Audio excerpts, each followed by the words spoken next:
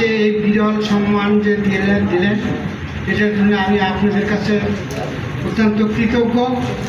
আপনারা ভালো থাকবেন, আপনারা আমাকে ক্ষমা করবেন যাতে আমি আগামী দিনগুলোতে ভালোভাবে চলতে পারি, এই দোয়া করবেন।